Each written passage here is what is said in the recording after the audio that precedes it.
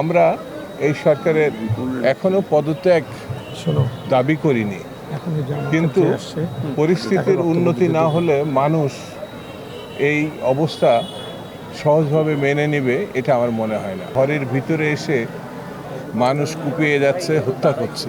দেশের অবস্থা কতটা ভয়াবহ। বাসের মধ্যে যখন মেয়েরা লাঞ্ছিত হয়, নিগৃহীত হয়, দেশের পরিস্থিতি বড় নাজুক। আইন শৃঙ্খলার দিক থেকে ভয়াবহ একটা পরিস্থিতি তৈরি হয়েছে কয়েকদিনে। আমরা বৈষম্য বিরোধী ছাত্র আন্দোলনের মধ্য দিয়ে ফ্যাসিবাদকে পরাজিত করেছি। গণতন্ত্রের ফিরে আসার একটি সম্ভাবনা দেখা দিয়েছে, কিন্তু 6 মাস থেকে 7 মাসে আমরা পড়েছি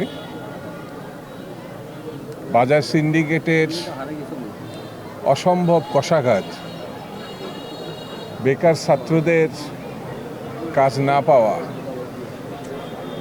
রাস্তাঘাটে চলতে গেলে যেভাবে পরিস্থিতি তৈরি হচ্ছে, ঘরের ভিতরে এসে মানুষ কুপিয়ে যাচ্ছে, হত্যা করছে। তখনই মানুষ শিউরে ওঠে।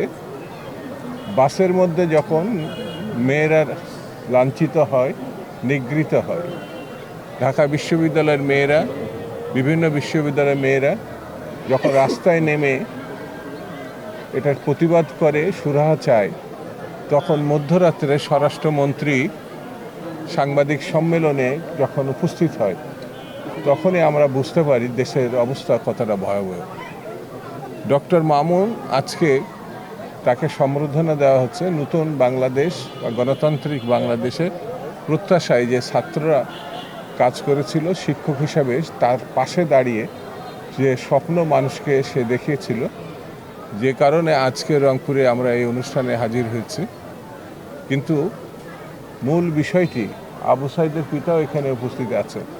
সে তার সন্তানকে দেশের জন্যে উজাড় করে দিয়েছে, কিন্তু সেই অবস্থা যদি আমরা না পাই, নৌবাহিনীর ঘাঁটিতে যদি দুষ্কৃতিকারীরা আক্রমণ করে এবং সেটি আমাদের দেখতে হয়, এর থেকে পরিতাপের বিষয় বোধহয় বাংলাদেশে আর দ্বিতীয়টি নাই। আমরা এই সরকারের এখনো পদত্যাগ দাবি করিনি, কিন্তু পরিস্থিতির উন্নতি না হলে মানুষ এই অবস্থা সহজভাবে মেনে নেবে এটা আমার মনে হয় না।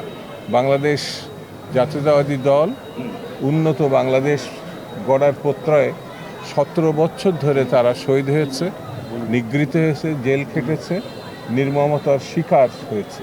সেই জন্য আমাদের বক্তব্য খুব স্পষ্ট, যত দ্রুত সম্ভব এ ভূখণ্ডকে মানুষের বসবাস করার উপযোগী করার পদক্ষেপ এই সরকার নেবে, এটা আমরা